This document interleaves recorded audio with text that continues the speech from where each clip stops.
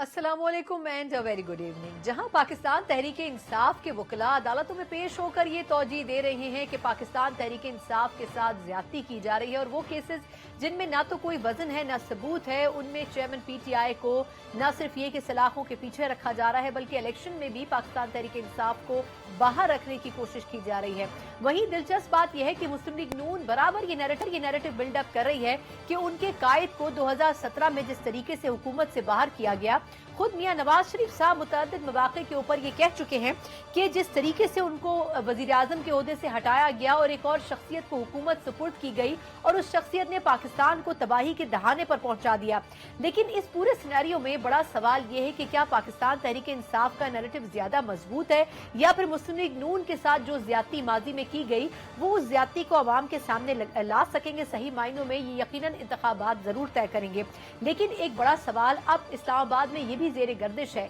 कि क्या वाकई 8 फरवरी को इंतखाबात होने भी जा रहे हैं, क्योंकि दबे लफ्जों ये बात भी कही जा रही है कि क्या पाकिस्तान तहरीक इंसाफ जो हवा खड़ा कर रही है इस बयानिए के साथ कि पीटीआई को अब भी अवाम में सबसे ज्यादा मकबूलियत हासिल है, अगर वो बयानिया जस्टिफाइड है तो फिर यकीनन ना तो इदारे और ना ही मुख्तलिफ सियासी जमातें ये चाहेंगी कि इंतखाबात में उतरा जाए। लेकिन क्या मुस्लिम लीग नून इस बयानिए के साथ जो कि अभी तक किसी बेस के बगैर मौजूद है, क्या इंतखाबी मैदान में उतर सकेगी और इस बयानिए को जो कि पीटीआई का बिल्डअप किया हुआ है उसको गलत साबित कर सकेगी? दूसरा सबसे बड़ी हिकमत अमली अदालतों के हवाले से भी है, जो कि बार बार नून लीग की तरफ से ये कहा जा रहा है कि मियां नवाज शरीफ साहब के तमाम केसेस को खत्म होना चाहिए। ज्यादातर केसेस इसमें इस्लामाबाद हाई कोर्ट के जेर साया है, लेकिन इस्लामाबाद हाई कोर्ट के ऊपर भी बहुत से सवालात माजी में उठते रहे हैं। इसी पूरे पॉलिटिकल सिनेरियो पर और नून लीग का क्या सियासी मुस्तकबिल हो सकता है, खासतौर पर उनकी लीडरशिप का, और उस लीडरशिप के साथ क्या नून लीग सियासी और अमली तौर पर इंतखाबी मैदान में उतर सकेगी, इसी पूरे मामले पर बात करने के लिए मौजूद है मुस्लिम लीग नून के सीनियर रहनुमा सेनेटर आसिफ किरमानी साहब। काफी दिनों के बाद हमें ज्वाइन किया। किरमानी साहब, सर पहले तो बहुत शुक्रिया सर, आपने हमारे प्रोग्राम के लिए वक्त निकाला। सर ये फरमाइएगा कि नून लीग के ऊपर इल्जाम दर इल्जाम तमाम पॉलिटिकल पार्टीज बार बार पॉइंट आउट कर रही हैं कि जी नून लीग को लेवल प्लेइंग फील्ड मिल रही है। सर लेकिन जब नून लीग की बात सुने तो लगता यह है कि उनके साथ भी ज्यादती हुई है और अभी भी कोई रिलीफ मौजूद नजर नहीं आता। तो किस तरीके से डिफेंड करेगी सर नून लीग इन तमाम इल्जामात के सामने? बिस्मिल्लाहिर्रहमानिर्रहीम। शुक्रिया सना बीबी। वो कहते हैं ना, हुई ताखीर तो कुछ बाइसे ताखीर भी था। तो एनीवे मैं हाजिर हूँ। देखिए, ये जो बातें हो रही हैं ना, दरअसल ये एक लोग वो बात करते हैं जिनको आगे इलेक्शन में कुछ अपनी तवक्कुआत या ख्वाहिशात के मुताबिक कोई चीजें होती नजर नहीं आ रही। और जहां तक आपने लेवल प्लेइंग फील्ड की बात की है, तो मुझे बताइए क्या लेवल प्लेइंग फील्ड जो है नून लीग ने प्रोवाइड करना है? हमें तो जिंदगी में खुद लेवल प्लेइंग फील्ड ना मिला। जो 2018 में हमारे साथ हुआ और 2022 तक, वो मुझे बताइए वो लेवल प्लेइंग फील्ड था? लेवल प्लेइंग फील्ड की अगर किसी को शिकायत है, और जो जमात बिलखसूस ये बात कर रही है, वो तो बड़े अच्छे तगड़े अपने जलसे किए जा रहे हैं, उधर सिंध में भी किए उन्होंने और जगह भी किए। अब वो खुद ही फील्ड छोड़ के भाग गए हैं, तो उस पर हम क्या उनको कह सकते हैं? अगर उनको कोई शिकायत है लेवल प्लेइंग फील्ड की तो बताएं क्या शिकायत है। नून लीग तो इस सिस्टम का हिस्सा नहीं है। हम तो अदालतें भुगत रहे हैं। हम तो अपना जो पिछला हमारे साथ जो जुल्म और ज्यादती नवाज शरीफ के साथ हुई है वो तो अभी भी अदालतों में जा रहे हैं। इलेक्शन कमीशन आजाद है, मौजूद है, अदालतें हैं। ये सिर्फ सियासी बयानबाजी की हद तक है। लेवल प्लेइंग फील्ड भाई लेवल प्लेइंग फील्ड जो से फिर अगर आपको कोई शिकायत है तो हाईलाइट कीजिए और फिर इलेक्शन कमीशन के पास जाइए शिकायत लेके। तो मैं समझता हूँ ये एक सिर्फ पॉलिटिकल स्टंट है, but it's nothing more than that. अच्छा सर, ये तो वैसे इलेक्शन कमीशन को दरखास्त दी जा चुकी है और इलेक्शन कमीशन ने इस हवाले से कुछ एक्शन भी लिया है, लेकिन पीपल्स पार्टी बज़ाहिर उनका नाम लिए बगैर इलेक्शन कमीशन ने कहा है कि जी ऐसा परसेप्शन बिल्डअप होना सही बात नहीं है। लेकिन सर क्या वाकई आपको नहीं लगता कि माजी में भी जो इंतखाबात होते रहे हैं, कभी ना कभी किसी न किसी जमात को आगे करके बाकी जमातों को पीछे करने की कोशिश की गई है? नून लीग के साथ भी किया होगा यकीनन माजी में, लेकिन सर ऐसा होता तो रहा है ना हमारे इंतखाबात में भी। देखिए, माजी में जो होता रहा, میں بالکل اس سے قطعاً انکار نہیں کروں گا. وہ کیوں ہوتا رہا؟ اس کی بنیادی وجہ یہ تھی کہ اس ملک میں پاور پالیٹکس جون سی تھی وہ کی جاتی رہی، اور وہی اسی پاور پالیٹکس کا نتیجہ تھا کہ پھر کوئی بھی منتخب حکومت جو تھی وہ اپنی پوری مدت نہیں کر پاتی تھی. اور اس کے لیے پھر ظاہر ہے میاں صاحب کو اور کیا شکوہ تھا. میاں صاحب کا یہی گلہ تھا کہ بھائی تمام ادارے جو ہیں وہ آئین اور قانون کے دائرے میں رہیں، اور جو جمہوریت ہے، عوام کا جو ووٹ ہے وہ ان کو ڈالنے دیں جس کو، مثلا اب بھی اگر الیکشن ہوتے ہیں عوام جس کو ووٹ ڈالے، عوام ہمیں ووٹ دیتی ہے، نواز شریف کو ووٹ دیتی ہے، ان کی مہربانی، ان کی نواز شریف کی کارکردگی دیکھ کر ووٹ دیتی ہے، ان کی مہربانی. لیکن آپ ٹھیک فرما رہی ہیں کچھ حد تک کہ ماضی کے تلخ تجربات جو ہیں انہوں نے ہمیں کافی ہمارے اس کو کانفیڈنس ایک ضرور کیا. اسی لیے میاں صاحب فرماتے رہے ہیں ماضی میں بھی کہ یہاں ایک ٹروتھ کمیشن بنا دیا جائے، اور ماضی میں جس نے کوئی کسی سے غلطی یا کوتاہی ہوئی ہے بشمول سیاستدان، ان کو چاہیے اور باقی لوگ بھی کہ وہ آ کر کم از کم اپنی غلطیوں کا اعتراف کریں. اس کا یہ مطلب ہرگز نہیں کہ ان کو کوئی سزا دی جائے یا ان کا احتساب کیا جائے. ایٹ لیسٹ ہم نے کہیں سے تو سفر شروع کرنا ہے. کیا یہ 75 سال 70 سال میں ہم یہ دائرے کا سفر ہی کرتے رہیں گے؟ اس لیے میں سمجھتا ہوں کہ اس پہ تمام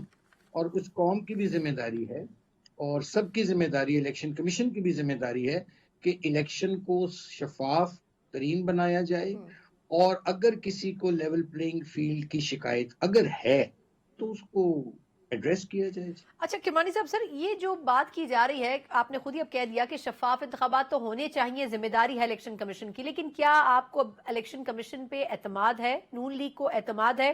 کہ اس مرتبہ کوئی مس ہیپ یا ایڈونچر نہیں ہوگا؟ کیونکہ یہ بات بھی ہو رہی ہے کہ اس مرتبہ 2/3 میجورٹی بہت ہی مشکل ہے، بلکہ شاید خاقان صاحب نے تو یہ تک کہہ دیا کہ 50% نہیں لے سکے گی کوئی سیاسی جماعت، بلکہ ہر جماعت جو ہے وہ جوڑ توڑ کی سیاست سے ہی اقتدار حاصل کر سکے گی جو بھی منتخب ہو. تو سر اس میں محمد علی درانی صاحب نے ایک بات کی تھی کہ ملک میں نیشنل یونٹی کی ٹائپ کی ایک حکومت ہونی چاہیے، کیونکہ کوئی بھی حکومت میکسیمم حصہ نہیں لے سکے گی. تو کیا اس میں اگر ایسا کوئی سینیریو بنتا ہے تو کیا پی ٹی آئی کے لیے کوئی سپیس بنا سکے گی نون لیگ، یا وہ گرج رہے گا باقی جو ماضی میں ان کے ساتھ پی ٹی آئی نے کیا؟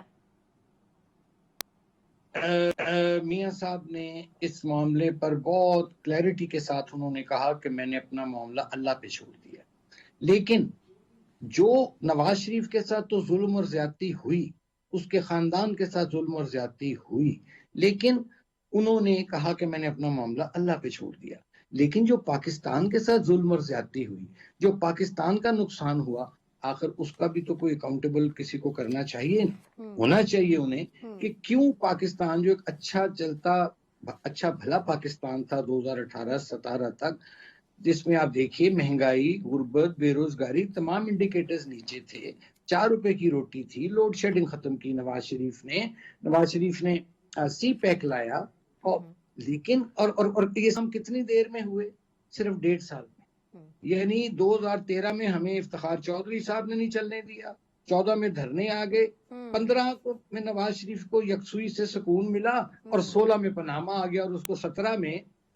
بیٹے سے تنخواہ نہ لینے پر نکال دیا گیا. دوسری جو آپ نے بات کی کہ بھی اگر یہاں کسی اور کوئی فارمولا بنایا جا رہا ہے، تو میں سمجھتا ہوں کہ دیکھیے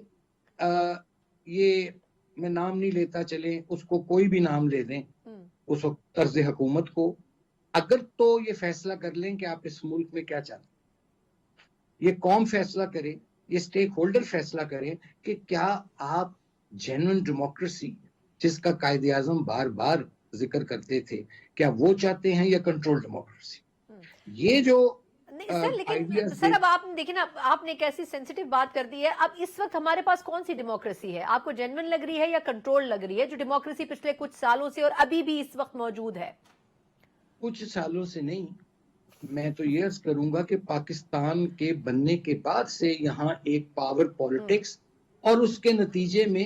ایک کنٹرول ڈیموکریسی رہی، اور جس نے اس چیز کو اس سے ڈیویٹ کرنے کی کوشش کی، یا تو اس کو پھانسی گھاٹ پہ چڑھا دیا گیا یا جلا وطن کر دیا گیا اور اس کو مدت پوری نہیں کرنے دی گئی. मैं इसीलिए कहता हूं कि यहाँ पहले फिर या तो आप एक रेफरेंडम करा दें, लोगों से पूछ लो कि भाई अवाम क्या चाहती है, जिस और कौन सी अवाम, मैं अशराफिया की बात नहीं कर रहा, 98% ऑफ योर पॉपुलेशन जो कि गरीब और मिडिल क्लास है, जिसके लिए जिन्ना साहब ने ये मुल्क बनाया था, उनसे पूछो जिनके घर में चूल्हे बुझ चुके हैं। नहीं किरमानी साहब, सर आप दुरुस्त कह रहे हैं, लेकिन सर अब एक सवाल भी है ना, हम अभी डेमोक्रेसी की बात कर रहे हैं, लेकिन फिर कुछ स्टेटमेंट्स ऐसे होते हैं जो खुद किसी भी पॉलिटिकल पार्टी चाहे वो अनबाइस्ड भी हो उसको बाइस बना देते हैं। सर अगर हमारे निगरां वजीर दाखिला ये स्टेटमेंट दें कि जी पीटीआई के जो चेयरमैन है वो अदालतों के लाडले हैं और नवाज शरीफ साहब के खिलाफ जो केसेस है वो बेबुनियाद हैं, तो एक तो हम इदारों को भी कंट्रोवर्शियल कर रहे हैं, फिर एक ऐसी पार्टी को जिसके कायद सालों बाद वतन वापस आए आपने उनको भी अनवांटेडली कंट्रोवर्शियल कर दिया,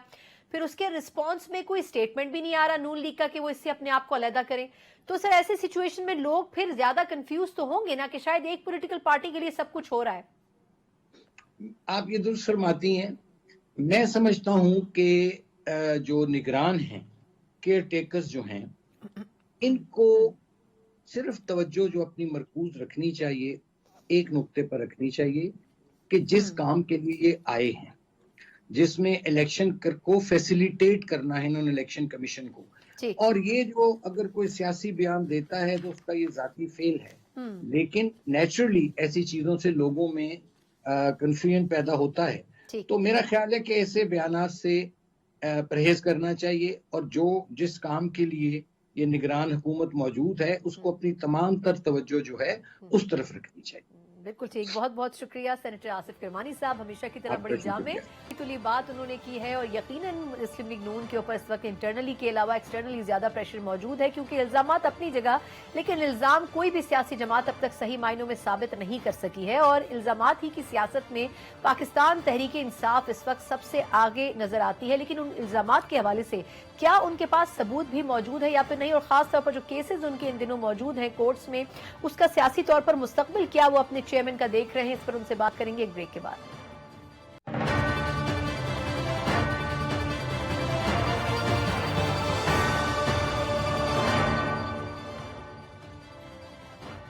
ब्रेक के बाद एक बार फिर आपको खुशामदीद कहते हैं। जिस तरह प्रोग्राम में हमने जिक्र किया कि नवाज शरीफ साहब के केसेस के हवाले से इस्लामाबाद हाई कोर्ट बड़े दिलचस्प अंदाज में ये कहती है कि चाहे अल अजीजिया रेफरेंस हो चाहे एवन फील्ड रेफरेंस हो, लेकिन ना तो उनको चार्ज सही मायनों में फ्रेम किया गया और ना ही जो नैब है उनको ये पता था कि शवाहिद क्या हैं। अब ये केस और इस किस्म के रिमार्क्स किस डायमेंशन में इन दोनों केसेस को लेकर चलते हैं, इसका बखूबी अंदाजा लगाया जा सकता है। लेकिन दूसरी तरफ अगर हम एहतसाब अदालत की परफॉर्मेंस देखें तो जो अलकादिर ट्रस्ट के हवाले से और 190 मिलियन पाउंड करप्शन केस के हवाले से चेयरमैन पीटीआई का केस प्रोसीड कर रहा है, उसमें लगता नहीं है कि कुछ आसानियां पीटीआई चेयरमैन के लिए हो सकती हैं। सबूत और शवाहिद अपनी जगह, लेकिन उसके बावजूद भी मामलात अभी भी धुंधलाहट का शिकार हैं। लेकिन दूसरी तरफ बड़े दिलचस्प अंदाज में हमारे मुल्क के वजीर दाखिला, जो कि निगरान जरूर हैं, ये कहते नजर आते हैं कि चेयरमैन पीटीआई अदालतों के लाडले हैं, जबकि नवाज शरीफ साहब के जो केसेस हैं वो बुनियाद अंदाज में कायम किए गए हैं। अब क्या वाकई ये अदालतें एक मर्तबा फिर किसी को रिलीफ और किसी को सजा देने जा रही हैं, ये एक बड़ा सवाल होगा, खासतौर पर एक ऐसे माहौल में जब इंतखाबात सर पर आ चुके हैं और तमाम की तमाम पॉलिटिकल पार्टीज सिर्फ एक जमात की जानिब लेवल प्लेइंग फील्ड दिए जाने की उंगली उठा रही हैं। इसी पूरे मामले पर बात करेंगे। हमारे साथ बात करने के लिए साबिक गवर्नर पंजाब, इसके अलावा सीनियर सियासतदान, वकील रहनुमा और इन दिनों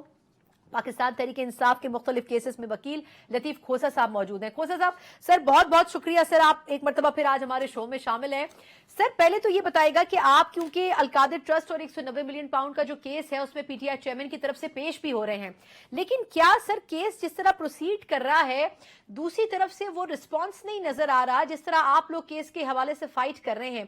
केस की बेस क्या है सर? आज आप एक मरतबा फिर आप यही बात कर रहे थे कि कोई प्रूफ मौजूद उस तरह नहीं है, लेकिन सर क्या अदालत मुतमईन हो रही है पीटीआई के स्टांस से? देखिए, अगर अदालत मुतमईन ना होती तो आज रिमांड की उनकी इस्तदा जो है नैब के प्रोसिक्यूटर की वो मुस्तरद ना होती। आज उन्होंने मुस्तरद की इसलिए कि ये सुप्रीम कोर्ट ने 190 मिलियन पाउंड जो है वो यानी 35 अरब रुपया वो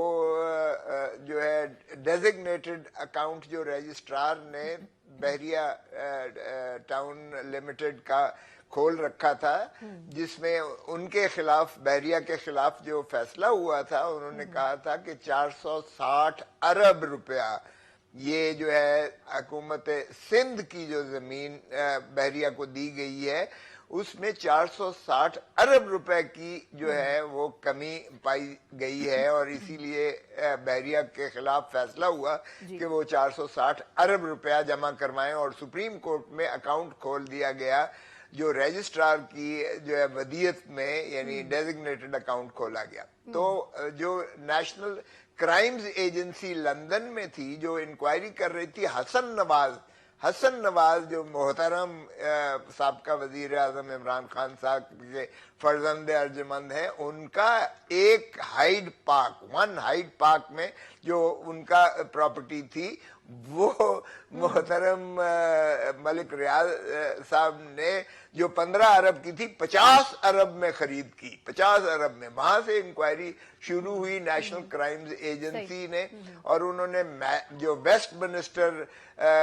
میجسٹریٹ ہے اس سے فریزنگ آرڈر لیے مبشرہ جو ان کی بہو ہے اس کے اکاؤنٹ میں المشرق بینک میں جو جمع کروایا تھا، اور 2018 میں، اور 2019 میں پھر 7 نومبر 2019 کو ان کا معاہدہ ہو جاتا ہے نیشنل جو ہے کرائمز ایجنسی لندن کا بحریہ ٹاؤن کے ساتھ، اور 22 نومبر کو 2019 کو وہ پیسہ جو ہے سپریم کورٹ کے اکاؤنٹ میں آ جاتا ہے۔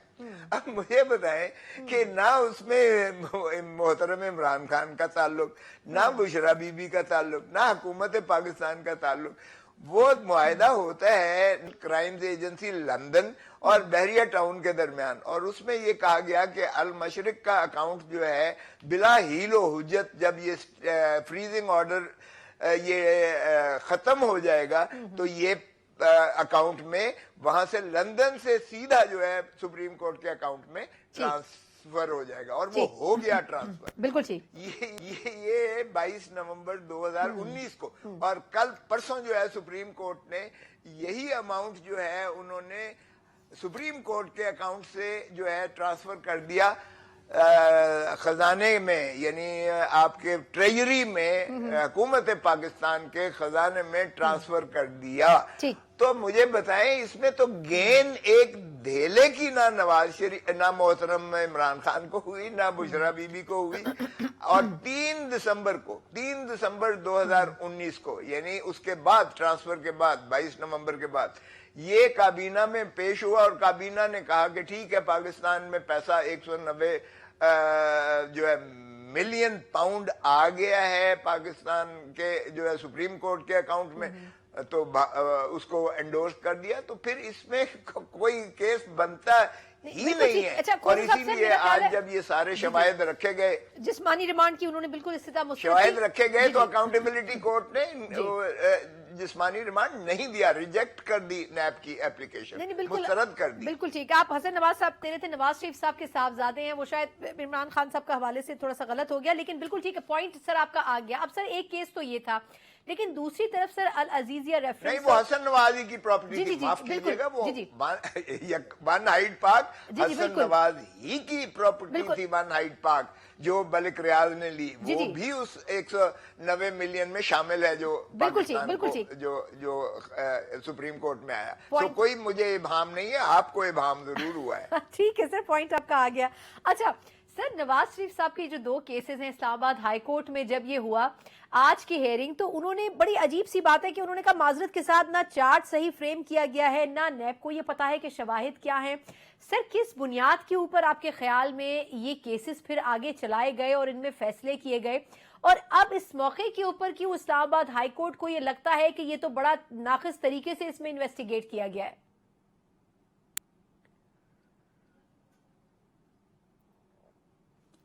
واضح شواہد اور ثبوت ہیں 10 والیومز پر۔ پہلا تو یہ جو ہے پاناما لیک میں دنیا کے جو ہے انویسٹیگیٹو ایک جو ٹیم تھی اس نے یہ کیا، اور صرف پاکستان کے بارے میں نہیں تھا،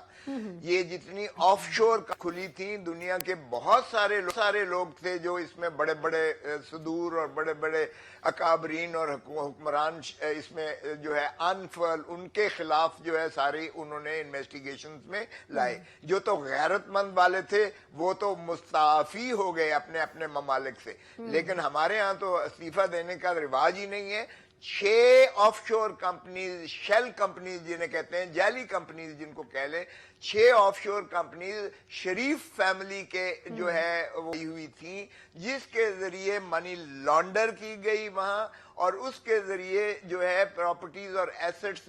خرید کیے گئے. اور یہ چیزیں جو بڑی واضح ہیں, نہ صرف محترم اسحاق ڈار صاحب کے اقبال جرم کا کنفیشنل سٹیٹمنٹ جو ہے, میں اٹارنی جنرل تھا تو یہ سامنے آئی تھی چیزیں, اور نہ صرف ان میں ہے بلکہ قاضی فیملی کے ذریعے جو ہے لندن میں رہتے تھے, ان کے اکاؤنٹس میں اس طرح ترسیل کیا گیا, ان کو علم ہی نہیں ہے, بعد میں ان کے بیانات بھی ہوئے تھے, اور اس کو پھر لیئرنگ کر کے جو ہے اس کے ذریعے جو ہے حدیبیہ پیپر ملز اور یہ جو پراپرٹیز ایون فیلڈ وغیرہ کی اور ہائیڈ پارک, یہ ساری خریدی گئی. اور اس کے بعد براڈ شیٹ پاکستان کی حکومت اور پاکستان کی نیب نے ایک براڈ شیٹ جو کمپنی تھی ورجینیا آئیلینڈ میں, اس کو انگیج کیا کہ وہ ایسٹ ریکوری ان کی ڈیل کریں. اور پھر پاکستان میں ہمارے اپنی سپریم کورٹ نے JIT بنائی, جس میں ISI کا بھی تھا اور MI بھی تھی, اور اس میں جو ہے مختلف جو ہے محکموں کے ٹاپ موسٹ جو ہے ایکسپرٹس تھے, اور انہوں نے 10 والیومز نکال کے محترم نواز شریف صاحب اور ان کی فیملی خانوادے کے سارے جو ہے ایسٹس اور پراپرٹیز نکلا لی. دھرتی ماں کو سنا اس طرح لوٹا گیا کہ اس کی مثال تاریخ میں نہیں ملتی ہے. اگر ان شواہد کے باوجود بھی اگر اب اس اپیلوں میں جس میں 10 سال ایک میں سزا ہوئی ہے اور 7 سال دوسرے کیس میں سزا ہوئی ہے, اگر اس میں بھی ایسی آبزرویشنز آتی ہیں تو پھر یہ نواز شریف جورس پروڈنس نئی بنائی جا رہی ہے. اگر انہیں صرف بری کرنے کا اور چوتھی مرتبہ وزیر اعظم اس دھرتی ماں پہ مسلط کرنے کا ایک انڈیا عزم کر ہی لیا گیا ہے, تو پھر یہی کچھ ہوگا جو آپ فرما رہی ہیں. لیکن چونکہ میں ہیڈ تھا, انچارج تھا اس وقت جب ہم نے یہ سارے کیسز بنائے تھے, اس میں ارشد شریف جو مرحوم ہے اس کے بھی پاس کافی یہ شواہد تھے, اور میں انچارج تھا, میرے نیچے اعتزاز احسن تھا, چیئرمین بلاول نے مجھے ہیڈ بنایا تھا کمیٹی کا, اور چونکہ میں سیکرٹری جنرل تھا پاکستان پیپلز پارٹی کا. اعتزاز احسن تھے, رضا ربانی تھے اس میں, فاروق نائک تھے اس میں, اور نیر بخاری صاحب تھے میرے ساتھ. ہم نے یہ سارا اتنے ٹھوس شواہد ہیں کہ آپ کی یعنی اس سے تو نکلنا ہی ناممکن ہے محترم نواز شریف. لیکن اب وہ 10 کے 10 والیوم جو ہیں وہ بیکار نظر آتے ہیں. لیکن آخری چند سوال میں نے پیپلز پارٹی پہ کرنے میں ایک چھوٹا سا سوال اس سے متعلق اور کر لوں کہ سر یہ FIA نے کچھ تحقیقات کی ہیں اور اس میں انہوں نے کہا کہ جی سائفر کو تو ہم نے کبھی ڈی کلاسیفائی کیا ہی نہیں تھا. مطلب یہ ایک بڑا انکشاف ہے جو کہ آج انصار عباسی صاحب نے کوٹ کیا, اور انہوں نے کہا کہ یہ جو کلیم کرتی ہے PTI کہ جی ڈی کلاسیفائی کیا گیا تھا, یہ سراسر غلط الزام ہے. تو اگر آپ اس طرح تو آپ PTI کا حصہ نہیں ہے, لیکن اگر آپ روشنی ڈال سکیں کہ یہ اتنا بڑا کنفیوژن کیسے ہو گیا کہ پہلے ایک ہی بات ہوتی رہی, سال بھر سے زیادہ تک FIA کو پتا چلتا ہے کہ یہ تو ڈی کلاسیفائی ہوا ہی نہیں تھا. سنا اس سے زیادہ بھونڈا مذاق اس ملک کے ساتھ نہیں ہو سکتا. بھٹو کو اگر کہا گیا کہ تم ایٹم بام بنانا بند کر دو ہینری کسنگر نے, اور بھٹو نے جو ہے ورنہ تمہیں عبرت کا نشان بنائیں گے, اور بھٹو صاحب نے وہی سائفر جو ہے راجہ بازار پنڈی میں لہرایا, تو وہ آج ہمارے ہیرو ہیں اس لیے کہ قوم کو سیسا پلائی دیوار کا دفاع دے دیا انہوں نے. اور جب عمران خان نے اس سائفر کو, جس میں ڈونلڈ لو نے ایک اسسٹنٹ سیکرٹری جو ساؤتھ ایشین امریکہ کا ہے, ہمارے ایمبیسڈر اسد مجید کو کہتا ہے کہ اگر تم نے پرائم منسٹر عمران خان کو جو ہے عدم اعتماد کے ذریعے چلتا کیا تو امریکہ تمہیں معاف کر دے گا. شرم آنی چاہیے جس نے یہ کیس بنایا. یہ 25 کروڑ عوام کی غیرت اور حمیت کا جنازہ نکالنے کے مترادف ہے اگر پرائم منسٹر عمران خان یہ بات قوم کو بتاتا ہے کہ یہ دیکھیں یہ جو ہے سازش ہو رہی ہے. اور سازش تو اب ثابت ہو گئی جب امریکن امبیسڈر جا کے ایک سزا یافتہ شخص کو جاتی عمرہ میں جا کے ملتا ہے, جس سزا یافتہ ہے آج تک, اور وہ اس پر عمر بھر کی جو ہے بندش لگی ہوئی ہے سیاست کرنے میں بھی, اس شخص کے جا کے ملتے ہیں تو آپ تانے دانے ملا لیجئے گا. جہاں تک یہ ڈی سائفر کا تعلق ہے, یہ کابینہ میں ہو چکا, اور یہ دیکھیں ڈیسائفر تو اس لیے بھی ہو گیا جب آپ نے کیبنٹ کی NCC committee national security council کے پاس جب آپ نے یہ رکھ دیا اس کے سائفر کے مندرجات، کیونکہ سائفر کا ٹرانسکرپٹ آگے چلتا ہے، یہ سائفر فارن منسٹری میں موجود ہے، اس کو ہٹایا نہیں جا سکتا، یہ کوڈڈ لینگویج ہوتی ہے جسے ڈی کوڈ صرف وہی کرتے ہیں اور اس کا ٹرانسکرپٹ یعنی ترجمہ بنا کے آپ کو کاغذ پکڑاتے ہیں، اور وہ ترجمہ آپ نے نیشنل سیکیورٹی کاؤنسل جس میں 4 سربراہان تھے افواج پاکستان کے، army chief, naval chief, air chief اور DGISI، یہ ان کے سامنے پیش ہوتی ہے، کابینہ کا ڈیفنس منسٹر ہے، تو یہ کہاں سے سیکرٹ رہ گیا؟ آفیشل سیکریسی ایکٹ کو آپ چلاتے ہیں، اور پھر پرائم منسٹر کے حلف میں یہ چیز موجود ہے کہ وہ جس کو چاہے، وہ کسی کا محتاجی نہیں ہے۔ کیا آئین پریویل کرے گا؟ مجھے بتائیے گا کہ یا ان کی انسٹرکشنز پریویل کریں گی آئین پر یہ لازم ہے، واجب ہے پرائم منسٹر پر کہ اگر وہ قومی مفاد میں سمجھتا ہے تو وہ جس کے ساتھ چاہے کوئی چیز شریک کرے، جبکہ دوسرے وزراء پر یہ قدغن ہے کہ وہ پرائم منسٹر کی مرضی کے بغیر کوئی سائفر جو ہے وہ کسی کے ساتھ شیئر نہیں کر سکتے، لیکن پرائم منسٹر خود اپنا فیصلہ کرتا ہے۔ تو اس لیے ڈی کلاسیفائی بھی ہوا اپنا کابینہ میں، اور یہ ایک دفعہ نہیں 2 دفعہ نیشنل سیکیورٹی کاؤنسل میں، دوسری دفعہ پرائم منسٹر شہباز شریف تھے، ان کے سامنے پیش ہوا، 4 سربراہان جو ہے افواج پاکستان کے موجود تھے، اور اسد مجید کو امبیسڈر کو بلایا گیا جس نے مندرجات کو تصدیق کی، اور اس نے کہا کہ یہ بلیٹنٹ انٹرفیئرنس ہے into the affairs of Pakistan, اور اسٹرانگ ڈیموش لکھا جائے۔ تو یہ تو شرم آنی چاہیے جس نے یہ چلے سر، جن کو شرم آنی چاہیے ان کو چھوڑ دیتے ہیں۔ سر ایک سوال کی اجازت دے دیں، بالکل ٹھیک کھوسے صاحب، سر ایک سوال کی اجازت دے دیں، وقت تھوڑا سا کم ہے۔ سر آپ نے اتنے حوالے دیے ماضی کی، کچھ آپ نے ایسی بھی باتیں کی کہ کچھ چیزیں راز بھی ہیں، لیکن سر ایک کچھ راز آپ کے پاس بھی موجود ہے پیپلز پارٹی کے۔ میں جاتے جاتے آپ سے پوچھنا چاہوں گی یہ بزرگ سیاست دانوں کی کیا بحث ہے سر؟ اور دوسرا یہ کہ پیپلز پارٹی کے جو قائد ہیں وہ کہتے ہیں کہ مجھے مائنس کر دو، اور جو نئی لیڈرشپ ہے وہ ابھی انڈر ٹریننگ ہے، پھر ناراضگی، پھر دبئی جانا۔ سر اصل باغ ڈور پیپلز پارٹی کی کس کے ہاتھ میں؟ اگر آپ مطلب دل پہ ہاتھ رکھ کے سچ بتائیں تو کم از کم آج ہمارے ناظرین سچ جاننا چاہیں گے کہ آخر پیپلز پارٹی اوور آل رن کون کر رہا ہے؟ 4P کی جا رہی ہے یا 3P کے ذریعے کی جا رہی ہے؟ آخر چل کیا رہا ہے پیپلز پارٹی میں؟ دیکھیں سنا، کون سے گھر میں باپ بیٹے کے درمیان جو ہے اونچ نیچ نہیں ہوتی ہے، اور وہ ظاہر ہے کہ جو بیٹا ہے وہ نئی نسل کا ہوتا ہے، جنریشن گیپ ہے، وہ سمجھتا ہے کہ یہ پرانے لوگ ہیں، ان کو کیا پتا ہو، اور یہ ہر گھر کا مسئلہ ہے، صرف یہاں نہیں ہے، ہر گھر کا مسئلہ۔ دیکھیں میں نے رجسٹر کروائی 3Ps، میں اس کا سیکرٹری جنرل بھی رہا۔ 3Ps جو ہے یہ پارلیمانی پارٹی نہیں ہے۔ یہ جب جنرل پرویز مشرف نے سازشن نواز شریف صاحب کو بھی باہر بھیج دیا اور رانی شہید بے نظیر بھٹو کو بھی بھیج دیا، تو اب ہم نے 4Ps بنائی تھی۔ اس راتوں رات ساری رات بیٹھ کر، ایک آپشن یہ تھی کہ بائیکاٹ کیا جائے الیکشن کا، لیکن بائیکاٹ کے حق میں کوئی بھی نہیں تھا، اس لیے محترم نواز شریف صاحب نے جو ہے جاوید ہاشمی کو صدر بنا دیا مسلم لیگ نواز کا، اور پاکستان پیپلز پارٹی پارلیمنٹیرین ہم نے ساری رات بیٹھ کے بنائی، جس کا مخدوم امین فہیم صاحب کو صدر بنایا گیا اور راجہ پرویز اشرف سیکرٹری جنرل تھے۔ تو یہ پارلیمانی پارٹی ہم نے تیر کے نشان پر چلائی ہے۔ 3Ps کے پاس تلوار ہے اس وقت، آج بھی ہے، جو میں نے ٹکٹ دینے کا اختیار زرداری صاحب کو ہی ہے، یہ صحیح بات ہے، یہ صحیح بات ہے کہ زرداری صاحب ہی اصل میں ٹکٹ دینے کا اختیار رکھتے ہیں، اور جو کچھ وہ کہہ رہے ہیں کہ پارٹی میری مرضی سے ہی چلے گی، یہ درست بات ہے؟ یہ درست بات ہے، کیونکہ 4Ps پہ آپ تیر پر، ہاں چیئرمین بلاول یہ کہہ سکتا ہے کہ میں تلوار پر الیکشن لڑوں گا، تو پھر وہ تضاد ہو جائے گا نا دونوں پارٹیوں کا بھی اور دونوں باپ بیٹا کا۔ ابھی تو ایک دوسرے کو سپلیمنٹ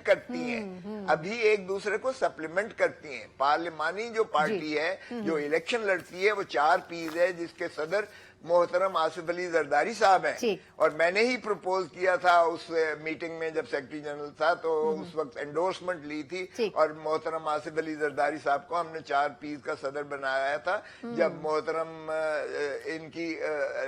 नागहानी रहलत हो गई थी, मखदूम अमीन फहीम साहब जब फौत हो गए थे, तो वो खला था, वैक्यूम था, तो फिर हमने प्रपोज मैंने ही किया था सेक्रेटरी जनरल, और सारों ने एंडोर्स किया था, मोहतरम आसिफ अली जरदारी साहब को सदर बनाया गया था 4 पीस का। तो पार्लियामान में जो मौजूद है इस वक्त, या इलेक्शन लड़ने वाली पार्टी है, वो हमारा हर इलेक्शन पे मुआहदा होता है 3 पीस और 4 पीस मिलके इलेक्शन लड़ती हैं, और तीर के निशान पर चूंकि इलेक्शन लड़ती हैं, लिहाजा मोहतरम आसिफ अली जरदारी साहब ही उसके सदर हैं, और वही टिकट देते हैं थ्रू अपना बजरिया सेक्रेटरी जनरल देते हैं। बिल्कुल ठीक। और मेरे दस्तखत होते थे एज सेक्रेटरी जनरल जब हम टिकट देते थे 4 पीस। चलिए सर, यानी ये तीर और तलवार की लड़ाई है। मेरा ख्याल है कि तीर और तलवार की लड़ाई हम आने वाले दिनों में देख लेंगे कि कौन जीतता है, लेकिन हमेशा की तरह बड़ी दिलचस्प गुफ्तगू लतीफ खोसा साहब के साथ, लेकिन बहुत से सवाल की तशफ़ी नहीं हो सकी किसी और नशिस्त के लिए। बहुत बहुत शुक्रिया लतीफ खोसा साहब। यकीनन अहम तरीन केसेस के हवाले से भी इज़हार ख्याल कर रहे थे, लेकिन ये होगा कि पाकिस्तान तहरीक इंसाफ के लिए सियासी तौर पर अदालती जंग लड़ना क्या मुश्किल होता जाएगा या फिर नहीं, लेकिन पोजीशन जरूर वाजे कर दी है लतीफ खोसा साहब ने, जो कि सरफहरिस्त केसेस हैं। एक मुख्तसर वक्फा और सियासी तौर पर जो तब्दीलियां हो रही हैं, किस जमात के लिए स्पेस बन रहा है और किस जमात के लिए स्पेस कम हो रहा है, इस पर बात करेंगे हम अपने मुबस्सिरीन से एक मुख्तसर वक्फे के बाद। ब्रेक के बाद एक बार फिर आपको खुशामदीद कहते हैं, जहां आने वाले हफ्ते ये जरूर तय करेंगे कि सियासी तौर पर बड़ी जमातों के सियासी कायदीन का मुस्तकबिल क्या हो सकता है, कौन सी सियासी शख्सियत आने वाले इंतखाबात में खुलकर हिस्सा ले सकती है और किसके लिए आइंदा इंतखाबात के दरवाजे बंद हो सकते हैं। यकीनन ये अदालतें मुकदमात की सूरत में ये तय जरूर करेंगी, लेकिन इससे बढ़कर ये कि अगर इस वक्त की निगरां हुकूमत की सतह पर ऐसे बयानात दिए जा रहे हैं कि एक जमात के कायद के केसेस बेबुनियाद हैं और एक जमात के कायद लाडले हैं, तो क्या उन केसेस और उन अदालतों को भी कॉन्ट्रोवर्शियल करने की कोशिश की जा रही है? इसी पर बात करेंगे। हमारे साथ बात करने के लिए सीनियर सहाफी और तजियाकार आमिर इलियास राना साहब मौजूद हैं। आमिर भाई, बहुत शुक्रिया वक्त देने के लिए। पहले तो ये बताइएगा कि केसेस अपनी जगह, लेकिन आपको बज़ाहिर लगता है कि जिस तरह आज इस्लामाबाद हाई कोर्ट ने एक रिमार्क्स दिए कि जी ये जो नैब तहकीकात कर रहा था और जो चार्जशीट फ्रेम की गई थी नवाज शरीफ साहब के खिलाफ, उसमें तो कोई सदाकत ही नहीं थी या वो सही अंदाज में नहीं की गई थी, तो वो जो 10 वॉल्यूम्स बनाए गए थे ज़हीम से, सर वो किस बिना पे किए गए थे और वो सारी जो इन्वेस्टिगेशन थी फिर वो कहाँ स्टैंड करती है? आपको एक बात बताऊं, जो कहानियां वॉल्यूम्स के हवाले से इस मीडिया में फीड की गई थी, बात नहीं करने दी जाती थी और गद्दार बनाया गया था साबिक वजीर आजम को, और वो अब बीच चौराहे में फूट रही है। जो बहुत हम मजाक भी उड़ाते हैं कि जिसके वकील बनते हैं ख्वाजा हारिस, उसको सजा करा देते हैं। ख्वाजा हारिस ने जब ये नवाज शरीफ के केस वो लड़ रहे थे, तो उनका एक स्टाइल है कि वो बता देते हैं कि प्रोसिक्यूशन की ये गलती नोट कर लें, ये गलती नोट कर लें। उन्होंने वो काम नहीं किया जो इस वक्त इमरान खान साहब के साइफर केस में ये जाके सुप्रीम कोर्ट से ठीक, हाई कोर्ट से ठीक करा रहे हैं, सुप्रीम कोर्ट से, और सुप्रीम कोर्ट के जज ने जो सरदार तारिक साहब ने भी कहा कि आप जो गलतियां प्रोसिक्यूशन ट्रायल कोर्ट में कर रही है वो आप आला अदालतों से ठीक क्यों करा रहे हैं, तो आपको अपीलों में फायदा देंगी, लेकिन वो अभी कर रहे हैं। अब जब ये बात हो रही है तो ये सवाल भी हुआ था कि जी नैब ने इन्वेस्टिगेशन क्यों नहीं की। तो मैं ये बात मुसलसल कर रहा हूँ उस वक्त से कि चेयरमैन नैब थे उस वक्त चौधरी कमर जमान और इम्तियाज ताजवर थे डिप्टी चेयरमैन, और जो इस केस को अदालत की तरफ से देख रहे थे उन्होंने लाहौर बुलाया इम्तियाज ताजवर को और कहा कि अपने चेयरमैन से कहो कि जो 10 वॉल्यूम JIT के हमने भेजे हैं इनका फीता नहीं खोलना। मुझे पता चला है कि वो इन्वेस्टिगेशन के चक्कर में बस चुप करके टाइम पूरा करो और फॉरवर्ड करके लेटर भेज दो। तो ये है वो हकीकत। बुला ले हाईकोर्ट, बुला लेना चेयरमैन नैब को और उस वक्त के डिप्टी चेयरमैन को, आपने क्यों नहीं इन्वेस्टिगेट किया? क्योंकि ऑर्डर ये था कि जी भेज दो। तो जब नैब ने इन्वेस्टिगेट ही नहीं किया और जब मरियम नवाज को बरी किया, तो सवाल ये पूछा था जस्टिस आमिर फारूक ने, जो आज चीफ जस्टिस बने, उस वक्त नहीं थे, कि मुझे ये बताएं कि आपके पास कौन सा पेपर है जिससे मरियम नवाज मालिक है? उन्होंने कहा जी नहीं है। उन्होंने कहा नवाज शरीफ के खिलाफ कोई पेपर है कि जी नहीं है। तो उन्होंने कहा नवाज शरीफ की अपील जो है वो पेंडिंग है, इसलिए हम फैसला नहीं करते। और मरियम नवाज और कैप्टन सफदर को उन्होंने बरी कर दिया कि भाई जो केस है आपका वो ये है कि ये जो ओनर है वो तो था हुसैन नवाज और वो आज भी है, उस तरफ तो गए नहीं। और वो एक JIT का एक पेपर लेके आए थे जिसपे उन्होंने पूछा था कि ये कहाँ से वैलिड पेपर है, ये कहाँ से यूके से किस अथॉरिटी से स्टैंप होके आया है, किस म्यूचुअल लीगल असिस्टेंस के तहत आया। तो जवाब नैब के पास नहीं था। तो इतना ही केस है नवाज शरीफ का भी, जितना जब ये चलेगा तो उसमें क्या निकलेगा। نہیں لیکن عامر بھائی پھر تو اس کا مطلب یہ کہ نیب نے جتنی بھی تحقیقات کی ہیں اس کی تو کوئی پوزیشن ہی نہیں رہ جاتی، اور اگر میں پی ٹی آئی کا سٹانس دوں تو پھر پی ٹی آئی کہے گی کہ جی ہمارے خلاف بھی جو تحقیقات ہو رہی ہیں اس میں بھی کوئی ویٹیج نہیں ہوگا، تو پھر اس کا مقصد کیا ہوا؟ پھر نیب کی ایکسرسائز تو بالکل بیکار ہوئی نا، کسی کے لیے بھی ہو یا کسی کیس میں بھی ہو۔ آپ ذہن میں رکھیں کہ جب سپریم کورٹ نے ایک فیصلہ دیا تھا اس میں جے آئی ٹی کی بنیاد تھی اور نیب سے کہا تھا بس اتنے ہفتوں میں اس کو وہاں بھیجیں احتساب عدالت میں، احتساب عدالت جانے اور ہم جانے، تو نیب نے کب انویسٹیگیٹ کیا؟ وہ تو جے آئی ٹی نے کیا تھا، جس کو نواز شریف بہت طنزیہ انداز میں کہتے تھے کہ جو ہیرے لائے گئے تھے ان لوگوں نے کیا، بھائی وہ جواب تو اب ان ہیروں کو دینا چاہیے، بلا لے عدالت ان کو کہ بھائی آپ کی جو 10 والیوم تھے اس میں کیا کہانیاں لکھی گئی تھی، کھڑے کیوں نہیں ہو رہے اب وہ سارے کے سارے؟ اس وقت جو ڈھونڈ ڈھونڈ کے ایک الف لالا بنوائی گئی تھی، تو اب ثابت کریں نہ لا کے کہ نواز شریف نے یہ فلیٹ ال گاٹن منی سے لیے تھے، تو اس کا کوئی تو آپ وہ نیب کے اس چکر میں تو کہانی بن جاتی ہے جب احتساب عدالت میں کہ جی آپ کے اوپر ہے بارے ثبوت کہ ہم نے آپ پہ الزام لگایا، آپ ثابت کریں آپ چور نہیں ہیں، اب آپ چور ہوں تو آپ بنیں گے، نہیں ہے تو بنیں گے، ٹھیک ہے یہ تو چلیے ہم عدالتوں میں ہوگا۔ اچھا عامر بھائی ایک سوال کی اجازت دیں نا، یہ ٹھیک ہے چلیے عدالتیں اب بہتر فیصلہ کریں گی، لیکن اگر ہمارے نگراں وزیر داخلہ ایسا سٹیٹمنٹ دیتے ہیں کہ جی جو نواز شریف صاحب کے کیسز ہیں بے بنیاد ہیں اور جو پی ٹی آئی چیئرمین ہیں وہ عدالتوں کے لاڈلے ہیں، پہلے تو نگراں سیٹ اپ نیوٹرل ہونا چاہیے، بھلے ان کی افیلیشن رہی ہو ماضی میں نون کے ساتھ، لیکن کیا ایسے سٹیٹمنٹس آلریڈی جو کنٹروورشل بظاہر ہو رہی ہے نون لیگ لیول پلینگ فیلڈ کے الزامات سے، وہ اور کنٹروورشل نہیں ہو جائے گی کہ اگر میاں صاحب ویسے بھی ان کیسز سے ان کی جان چھوٹتی ہے تو ایک اور بڑا کوسچن مارک بن جائے گا کہ جی ان کو ریلیف دیا گیا ہے، حالانکہ ریالٹی میں ایسا نہ ہوا ہو؟ میں پہلے بات آپ کو کر دوں کہ نیب کی تحقیقات دیکھیں، سپریم کورٹ نے ابھی ایک فیصلہ دیا 190 ملین پاؤنڈ کا، اور انہوں نے کہا کہ ہم چونکہ نیب تحقیقات کر رہا ہے ہم اس کے اوپر کوئی ریمارکس نہیں دیتے اور سائیڈ پہ ہوگی۔ اس وقت سپریم کورٹ نے سب چیزیں قابو کر لی، ہائی کورٹ کے جج کا کردار بھی خود لے لیا کہ مانیٹرنگ بھی ہم کریں گے، تو یہ فرق ہے کہ جس کیس میں نیب تحقیقات کر رہا ہے وہ کرے گا، سائفر میں اگر نیب کے پاس جا رہے ہیں، توشہ خانہ میں اگر جا رہے ہیں، 190 ملین پاؤنڈ میں اگر جا رہے ہیں تو نیب کے افسروں کے پاس آپ جا رہے ہیں نا۔ نیب نے نواز شریف کے کون سے کیس میں کردار ادا کیا؟ اب عزیزیہ میں دیکھ لیں، وہاں پہ اس جج نے کہا مجھ سے سزا دلوائی گئی اور میں نے جس میں بری کیا وہ دیکھ لیں، اور جو میں نے سزا دی اس میں یہ لکونے میں نے چھوڑے ہیں، کیونکہ مجھے پتا تھا